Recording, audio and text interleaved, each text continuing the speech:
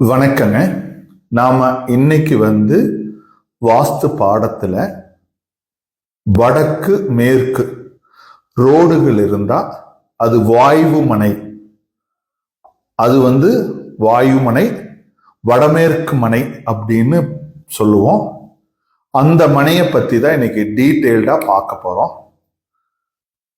அதாவது வாயுமனை அப்படிங்கிறது பாத்தீங்கன்னா கரெக்டா பயன்படுத்தினா வியாபாரத்தில் இருப்பவங்களுக்கு, அறிவினால வாழக்கூடியவங்களுக்கு அந்த வீடு மிகப்பெரிய யோகத்தை தரும். கரெக்டா மற்ற விஷயங்கள் எல்லாம் சரியா ஃபாலோ பண்ணா 100% அது அந்த வாயுமனை பிசினஸ்ல பணத்துல கொளிப்பாங்க.